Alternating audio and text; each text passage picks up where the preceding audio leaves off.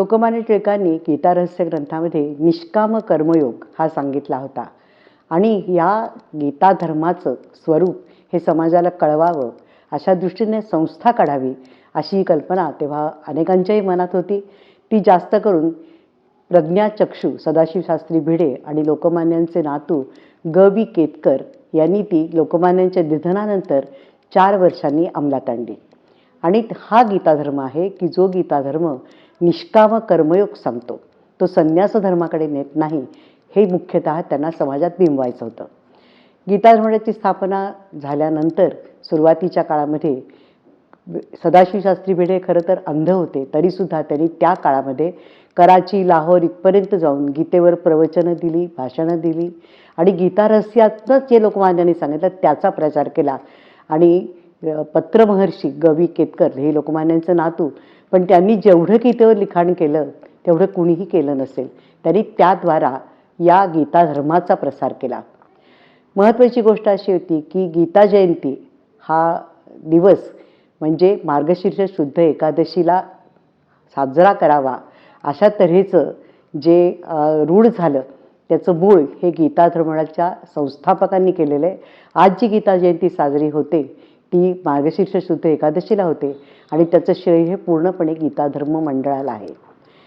1924 साली स्थापन झालेल्या गीता धर्म मंडळानं सुरुवातीलाच मूळ धरलं होतं, परंतु त्याला संस्थात्मक स्वरूप दिलं ते पुण्याचे तेव्हाचे संघचालक विनायकराव आपटे यांनी. ग.बी. केतकरांनी गीताभ्यास यांचा चांगला आहे हे पाहून त्यांना मुद्दाम बोलवून घेतलं आणि गीता धर्म मंडळाची धुरा त्यांच्यावर सोपवली. विनायकरावांनी कार्यकर्त्यांचा एक संच उभा केला आणि खऱ्या अर्थानं गीता धर्म मंडळाला संस्थात्मक स्वरूप देण्याचं काम त्यांनी केलं. आणि मग संस्कार वर्ग सुरू झाले, संस्कृत संभाषण सुरू झालं, नंतर गावोगावीसुद्धा गीता धर्मावरची प्रवचनं सुरू झाली, भाषणं सुरू झाली आणि संघचालक असल्यामुळे त्यांचा संपर्क सगळ्या ठिकाणी होता आणि त्यांनी या गीता धर्माचा प्रचार करण्याचं खूप मोठं काम केलं. परंतु दुर्दैवाने 1967 साली कर्करोगानं त्यांचं निधन झालं. त्यावेळेला त्यांच्या स्मरणार्थ एक ग्रंथ काढावा अशी कल्पना निघाली आणि तो ग्रंथ होता भावस्मरणिका. आता हा भावस्मरणिका ग्रंथामध्ये विनायकरावांच्या कार्याचा सगळा परिचय करून दिलाच होता, पण गीता धर्म मंडळाचा हा पहिला अंक होता. आणि त्यावेळेला विश्व हिंदू परिषद संस्थापक जे दादासाहेब आपटे होते, श्री शम तथा दादासाहेब आपटे, त्यांनी याला नाव सुचवलं गीता दर्शन. आणि तेव्हापासून गीता दर्शन हे गीता धर्म मंडळाचं मासिक सुरुवातीला 2 वर्षात वार्षिक आणि त्यानंतर मासिका स्वरूपात सुरू झालं. आज गेली 55-56 वर्ष गीता दर्शन मासिक चालू आहे. त्याच्यानंतर गीता धर्म मंडळामध्ये वेगवेगळ्या तऱ्हेचे उपक्रम सुरू झाले. नंतर गीता धर्म मंडळाची एक वास्तू असावी अशी कल्पना संस्थापकांची होती आणि त्या दृष्टीने प्रयत्न करायला सुरुवात केल्यानंतर पुण्यामध्ये सदाशिव पेठेत पेरुगेटजवळ भिडेवाडा होता आणि ती वास्तू सगळ्यांना खूप आवडली, कारण एकतर त्याला मध्ये अंगण होतं, रामाचं देऊळ असल्यामुळे तिथे तशा अर्थाची पटांगण तयारच होतं. या लोकांनी तेव्हा अक्षरशः घरोघरी जाऊन पैसे गोळा करून ही वास्तू विकत घेतली. आणि तेव्हा ते असं म्हणत असत की जसं गोपाळकृष्णांनी गोवर्धन पर्वत उचलताना अनेक काठ्या लावाव्या लागल्या, तशा तरी जनमानसातनं काठ्या गोळा करून हा निधी उभा केला आणि ही वास्तू घेतली. तीच वास्तू आज आमची आहे, त्याचं नाव गीता भवन. त्याचं नंतर नूतनीकरण झालं, तेव्हा तो वाडा होता. आणि या इथे मग आता नवनवीन उपक्रम पुन्हा सुरू झाले. भावस्मरणिका म्हणजे गीता दर्शनचा हा जो पहिला अंक तो वार्षिक, त्याच्यानंतर 2 वर्ष निघालं आणि 1969 सालापासून त्यांनी गीता दर्शन मासिक सुरू केलं. त्याचे संपादक झाले वसंतराव आपटे. त्यांचा स्वतःचा प्रेस होता आणि त्यामुळे हा कमीत कमी पैशामध्ये आणि सर्वसामान्यांना समजेल अशा सोप्या भाषेत असला पाहिजे असा या सगळ्या मंडळींचा आग्रह होता. आणि संपादकपदाची धुरा अर्थातच वसंतरावांना आली आणि त्यांनी सलग पुढे 29 वर्ष हा अंक चालवला. तेव्हा त्याची वार्षिक वर्गणी ₹5 फक्त होती आणि तेव्हा तर ह्या सगळा खर्च निभावून नेणं हे अवघड होतं. त्या आपटे कुटुंबियांनी ते मासिकाचं काम म्हणजे त्याचा कागदाच्या घड्या करण्यापासून स्टिचिंग करण्यापासून एक गृहोद्योग असल्यासारखं चालवलेलं होतं. गीता भवन ही वास्तू जी उभी राहिली तर ती भिडेवाडा जेव्हा यांनी विकत घेतला तेव्हा अक्षरशः गीता धर्म मंडळाच्या या लोकांकडे केवळ ₹1500 शिल्लक होते आणि वास्तूची किंमत होती ₹75,000. आता ही एवढी घ्यायचं त्यांनी खरं धाडस केलं होतं, पण त्यांच्या डोळ्यासमोर गोपाळकृष्ण होता की ज्यांनी गोवर्धन पर्वत उचलला होता आणि सगळ्या गोपांनी काठ्या लावल्या त्या. आणि फरशीवाल्यासाठी बाळासाहेब साठे, नंतर भाऊसाहेब विय तथा भाऊ कुलकर्णी, राजाभाऊ मेहेंदळे अशी तेव्हाची सगळी जी कार्यकर्ते, रामभाऊ जोशी ही जी कार्यकर्ते मंडळी होती त्यांनी अक्षरशः घरोघरी जाऊन पैसे गोळा केले आणि ही गीता भवन ही वास्तू खरेदी केली गेली.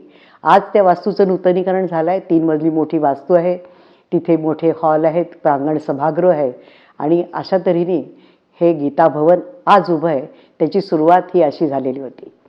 आणखीन एक महत्त्वाची गोष्ट म्हणजे पुस्तकं. पहिल्यांदा लोकांनी इथे अभ्यास करावा अशा दृष्टीने पुस्तकं गोळा करायला सुरुवात केली आणि बघता बघता अनेकांनी पुस्तकं दिली. मंडळांनी त्यांची ग्रंथालयाची सुरुवात केली आणि त्याला आज महाराष्ट्र शासनाची संशोधन ग्रंथालय अशी मान्यता आहे. हा गीतार मंडळाचा आणखीन एक उपक्रम आहे. गीतार मंडळाचे पुढे झालेले अनेक जे अध्यक्ष होते त्याच्यामध्ये प्राचार्य महाजन होते, महाजनांच्या नंतर भालबा केळकर होते, नंतर डॉक्टर हेवी इनामदार होते. भालबा केळकर हे खरं तर रंगकर्मी म्हणून लोकांना माहिती, पण त्यांनी गीतार मंडळात आल्यानंतर मात्र खूप वेगवेगळे प्रयोग केले. त्यातला आणखीन एक महत्त्वाचा प्रयोग म्हणजे त्यांनी दैनंदिन ज्ञानसत्र सुरू केलं. रोज इथे काहीतरी व्याख्यान झालं पाहिजे हा त्यांचा आग्रह होता आणि त्याच्यात जर कोणी वक्ता मिळाला नाही तर मी करीन अशा पद्धतीने त्यांनी सुरू केलं आणि आज 39 वर्ष झाली मंडळामध्ये रोज एक ना एक कुठलं तरी व्याख्यान असतं. मग पुढे प्रवचन, कीर्तन, दर एकादशीला हल्ली कीर्तनही असतं. काळ बदलला आहे. करोनाच्या काळामध्ये माणसं बाहेर पडत नव्हती, पण मंडळानं तांत्रिक बाजूचा वापर करायचा ठरवला आहे. त्यामुळे दैनंदिन ज्ञानसत्राला जर तुम्ही मध्यंतरीच्या काळात गेला तर जवळजवळ रोजच्या रोज 50-100 माणसं ऐकायला जमत असत. पण करोनाच्या संकटामुळे माणसं विखुरली गेली आणि येईनशी झाली. आज मंडळामध्ये प्रत्यक्ष माणसांची संख्या कमी असली तरी हे यूट्यूबवर ते रोजचं व्याख्यान टाकलं जातं आणि 400च्या वर लोक घरी बसून ते व्याख्यान ऐकतात. दैनंदिन ज्ञानसत्र बंद झालेलं नाही, ते चालूच राहिलं आहे, फक्त नवीन मार्गानं हे चालू आहे. गीता दर्शन ही गीता भवनची वास्तू, ग्रंथालय आणि हे दैनंदिन ज्ञानसत्र याबरोबरच असं एक झालं की लोकांना गीता शिकवली पाहिजे. ती अत्यंत शास्त्रशुद्ध आणि व्यवस्थित शिकवली पाहिजे अशा रीतीनं गीता संथावर्ग सुरू झाले होते. सुरुवातीला थोड्याफार प्रमाणात ते चाललं होतं, पण जेव्हा वसुधाताई पाळंदे यांनी ती जबाबदारी घेतली तेव्हा मात्र त्यांनी या सगळ्या गीता संथावर्गाने अक्षरशः जोर धरला. आज पुण्यामध्ये आणि पुण्याबाहेरसुद्धा 150च्या वर गीता संथावर्ग चालू आहेत. महत्त्वाची गोष्ट अशी की याकरता कुठलंही शुल्क आकारलं जात नाही आणि घरोघरी म्हणजे ही गीता पोचण्याकरता हे जे सगळे शिक्षक तयार झाले ते अत्यंत शास्त्रशुद्ध पद्धतीनं आणि अतिशय सुरेख संथा देत असतात. लोक शिकत असतात, पाठ करत असतात. आणि याच काळामध्ये शृंगेरीचे शंकराचार्य मंडळात आले होते तेव्हा त्यांनी जाहीर केलं होतं की आमच्याकडे आम्ही संपूर्ण गीता कंठस्थ असेल तर परीक्षा घेऊ आणि यात यशस्वी होणाऱ्या प्रत्येकाला 21,000 रुपयाचं बक्षीस देऊ. हे जाहीर केल्यानंतर आज सांगायला अभिमान वाटतो की मंडळाच्या वतीनं शृंगेरीला परीक्षा दिलेल्यापैकी 1,500 लोकांना हे पारितोषिक मिळालेलं आहे. अत्यंत एकही पैसा न घेता शिकवले जाणारे वर्ग तर वाढतातच आहेत आणि अनेक गीता भक्त एक व्रत म्हणून त्याच्यात सामील झालेत. आज आमचे 150-200च्या वरचे शिक्षक आहेत, हे एकही पैसा घेत नाहीत आणि शिकवताना ते इतक्या तळमळीने शिकवत असतात आणि त्यांचा तर उलटा आग्रह असतो की प्रत्येकाने शृंगेरीला जाऊन परीक्षा द्यावी आणि त्याकरता त्यांची वाटेल तेवढी मेहनत घ्यायची तयारी असते. हे संथावर्ग करोनाच्या काळात त्यांनी पुन्हा रूप बदललं. मी मगाशी म्हणतं तसं तंत्रज्ञानाचा वापर कसा करायचा ते मंडळांनी चांगलं ओळखलं आहे. या काळामध्ये व्हॉट्सअपद्वारा किंवा ऑनलाईन असे गीता संथावर्ग सुरू झाले आणि त्यामुळे पुण्याबाहेरच काय पण पुण्याच्या महाराष्ट्राच्या बाहेर आणि देशविदेशात सुद्धा गीता संथा दिली जाते. मंडळाचे आमचे अनेक शिक्षक हे अशा तऱ्हेने ऑनलाईन जगभर गीतेचा प्रसार करत आहेत. परसवर्णी पद्धतीनं आमची गीता शिकवली जाते. याच्याकरता कुठलंही शुल्क आकारलं जात नाही. हे सध्याच्या काळात चमत्कार म्हणायला लागेल पण आहे तो आणि हे आमचे संथावर्ग काम करतात. याशिवाय मग पुढे असं झालं की आपण नुसतंच पाठांतर करून घेता कामा नये तर गीता शिकवली पाहिजे. त्यामुळे मग गीता पाठशाळा, गीता तत्ववर्ती अशा अनेक उपक्रम निघाले. गीता पाठशाळामध्ये 3 वर्षाचा कोर्स असतो. 6 अध्याय याप्रमाणे त्याच्यावर प्रश्नोत्तरं घेतली जातात, परीक्षा घेतली जाते आणि इतर ज्या परीक्षा गीता तत्वव्रती असतील नंतर ज्ञानेश्वरांच्या याच्यावरची ज्ञानेश्वरीवरची परीक्षा, तुकाराम गाथा या सगळ्या पत्रद्वारा परीक्षा पण चालू आहेत. 3-4 वर्षापूर्वी टिळक महाराष्ट्र विद्यापीठाबरोबर त्यांच्या सहकार्याने गीता रहस्य प्रबोध असा एक कोर्स सुरू झाला आहे आणि त्याच्यामध्ये गीता रहस्य शिकवलं जातं. 1 वर्षाच्या या कोर्सला लोकांनी भरभरून प्रतिसाद दिला. आता ते ऑनलाईन शिकवलं जातं, त्यामुळे पुण्याच्या बाहेरचे लोकसुद्धा त्यात सहभागी होऊ शकतात. ही गीता धर्मडाची वाटचाल अतिशय वेगानं झालीच आहे. अनेक लोक त्यात सहभागी होत आहेत आणि विशेष म्हणजे ज्या काही गोष्टी यांनी स्वीकारल्या होत्या, म्हणजे मासिक हे कुणालाही कळणार असलं पाहिजे किंवा गीता शिकवताना कुठलाही पैसा घेता कामा नये. रोजचं ज्ञानसत्रामध्ये जास्तीत जास्त विषयांचं लोकांना माहिती झाली पाहिजे. संदर्भ ग्रंथालय, संशोधन ग्रंथालयातनं लोकांना ज्ञान मिळालं पाहिजे. अशा चहू अंगाने हे काम अतिशय जोरानं चालू आहेत. मंडळाला अतिशय सेवा व्हावी आणि असे कार्यकर्तेही मिळाले आणि त्यामुळेच मंडळाची प्रगती जोरदार होते आहे. आता हे शताब्दी वर्ष आहे. शताब्दी वर्षाच्या निमित्त गीतापाठ यज्ञ करावा अशी कल्पना निघाली. 2014 साली गीतापाठ यज्ञ ही संकल्पना निघाली आणि आपल्या वर्गातही शिकून गेलेल्या त्यांनी सहभागी व्हावं. सलग 18 अध्याय हे म्हटले जावेत अशी कल्पना होती. इतक्या वर्षामध्ये त्या काळामध्ये असं वाटत की 1000पर्यंत लोक येतील, पण प्रत्यक्षात 2500 लोक आले आणि इतका भरभरून प्रतिसाद मिळाला. तेव्हाच ठरलं की हे गीतापाठ यज्ञाचं लोण सगळीकडे पसरलं पाहिजे. गेल्या काही वर्षामध्ये पुण्याच्या विविध भागामध्येच काय, पण बाहेरगावीसुद्धा असे गीतापाठ यज्ञाचे कार्यक्रम घेतले गेले. वेगवेगळ्या भागात घेतल्यामुळे त्या भागातले लोक सहभागी होऊ लागले आणि शताब्दी वर्षामध्ये असं ठरलं होतं की एक भव्य आणि नेत्रदीपक असा आपण करायचा कार्यक्रम आणि 10,000 लोक त्यात सहभागी होतील अशा दृष्टीनं प्रयत्न करायचे. आणि सांगायला आणखीन एक आनंद असं वाटतो की 1 ऑगस्टला पंतप्रधान नरेंद्रजी मोदी हे पुण्यात आले होते आणि या शताब्दी महोत्सवाचं निमंत्रण द्यायला मंडळातली लोक त्यांना जेव्हा गेली होती त्यांना आमंत्रण दिलं तेव्हा त्यांनी विचारलं होतं की शताब्दी वर्षात तुम्ही काय काय कार्यक्रम करणार आहात. तेव्हा त्यांना सांगितलं होतं की आम्ही 10,000 लोकांचा गीतापाठ यज्ञ करणार आहोत. तेव्हा त्यांनी थोडंसं आश्चर्यचकित विचारलं होतं की आप पुन्हा भी 10,000 लोक इकट्ठा कर सकते हैं. आम्ही सांगितलं होतं नक्की करू आणि ते आम्ही करून दाखवलं. 3 डिसेंबरला 10,000 लोकांचा गीतापाठ यज्ञ पुण्यामध्ये झाला आणि इतका शिस्तबद्ध आणि अत्यंत व्यवस्थित कार्यक्रम आत्तापर्यंत कधी पाहिला नाही असं लोकांनी कौतुक केलं. कौतुकाचा आजही त्याच्यावर वर्षाव होतो आहे. मुख्य म्हणजे 3 तास सलग बसायचं, म्हणजे त्याकरता किमान हल्लीच्या काळात पाहिलं तर खुर्च्या असल्या पाहिजेत, मांडव असला पाहिजे, असा काय विचार करून खर्च तर भरपूर होणार होता, पण जनतेवर विश्वास होता आणि त्यामुळेच त्या लोकांनी भरभरून प्रतिसाद दिला आणि हा मोठा महायज्ञ साकार झाला. स्टेजवरती बसलेल्या 35-36 आमच्या गीता भक्त भगिनींनी एक सुरामध्ये इतकं सुंदर 18 अध्यायांचं पठण केलं. त्यात कुणीही चुकलं नाही, काही नाही, एका सुरात आणि वेळेचं इतकं सुंदर प्रमाण साधलं की 2:30 वाजता शंखनाद झाला आणि कार्यक्रमाला सुरुवात झाली. 5:35 गीतेची आरती झाली होती. इतका शिस्तबद्ध आणि वेळेत झालेला कार्यक्रम असल्यामुळे सगळ्या लोकांनी त्याचं भरभरून कौतुकही केलं. या कार्यक्रमामध्ये विशेषतः असं ठरलं होतं की पुढचा काही भाग ज्या लोकांचे 18च्या 18 गीतेचे अध्याय पाठ आहेत अशा लोकांनी भगवी वस्त्र परिधान करावीत आणि जे वाचून म्हणणार आहेत त्यांनी पांढरी. आणि इतकं सुंदर दृश्य दिसत होतं की पुढचा भगव्या रंगाने भरलेला भाग आणि मागे लोक वाचत होते. प्रत्यक्षात 10,000ची जरी केली तरी अनेकांनी नावं नोंदवली होती आणि आयत्या वेळेला खुर्च्या कमी पडल्या तेव्हा माईकवरनं सांगितलं की ज्यांना शक्य आहे त्यांनी खाली मांडी घालून बसा आणि ज्यांना बसता येत नाही त्यांना खुर्च्या खाली करून द्या. अक्षरशः 4 ते 5 मिनिटात शांतपणाने लोकांनी भराभर खुर्च्या खाली करून दिल्या. हे विशेष होतं आणि इतकी शिस्त पाळली गेली, कुठेही त्याची दगदग नाही, कलकल नाही किंवा गोंधळ गोंगाट काहीही झाला नाही. अत्यंत नियोजनबद्ध असा हा कार्यक्रम झाला होता आणि विशेषतः या कार्यक्रमाचं सगळ्या वृत्तपत्रांनी तर कौतुकच केलं, पण आज मात्र सगळ्या गावोगावी लोक म्हणतात असा कार्यक्रम करायचा म्हणजे आम्ही काय करावं, आम्हाला अशी तयारी करायची. आणि 3 तास सलग गीता अध्ययन करणं किंवा गीतापाठ ऐकणं हा एक इतका विलक्षण एक अनुभव आहे आणि त्याचा लाभ अनेकांनी घेतला. त्यावेळेला आम्ही मुद्दामच ऑनलाईन त्याची सोय केलेली होती, म्हणजे ज्यांना येणं शक्य नाही अशा लोकांनी सहभागी व्हावं म्हणून आम्ही सांगितलं होतं. त्या दिवशी तर 24-25 लोक त्याच्यात सामील झालेच होते, पण आज त्यानंतरही ऐकून लोक लाखाच्या घरात आता असे आहेत की त्यांनी हा सगळा कार्यक्रम ऐकला आहे.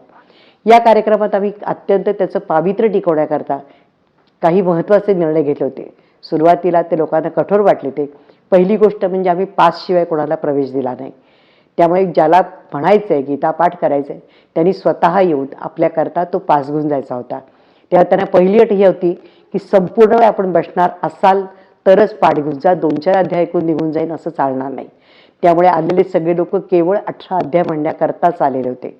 दुसरी महत्त्वाची गोष्ट अशी की तिथे कुठल्याही तरी चहाचे स्टॉल, खाण्याचे पदार्थ असलं काहीही ठेवलं नाही. कारण आम्हाला कार्यक्रमाचं पावित्र्य टिकवायचं होतं. दारामध्ये विकायला स्टॉल्स ठेवले नाहीत, विक्री केंद्र ठेवली नाहीत. कारण फक्त गीतापाठ आणि गीतापाठ हेच आमचं ध्येय आणि धोरण होतं. आणि त्याची पवित्रता आणि त्याचं जे गांभीर्य आहे ते टिकवणं महत्त्वाचं होतं. त्यामुळे कुठल्याही प्रकारचं आपल्याला उत्पन्न मिळेल किंवा निधी मिळेल याकरता आम्ही कॉम्प्रोमाइज केलं नाही. आणि हा गीतापाठ ऐकताना आम्ही कुठल्याही प्रमुख पाहुण्याला, अध्यक्षाला बोलवलं नव्हतं. कारण त्या दिवशी लोकांना फक्त गीतापाठच करायचा होता, कुणाला भाषण ऐकण्याची मनस्थिती नव्हती. त्यामुळे आम्ही ते पण एक सूत्र पाळलेलं होतं.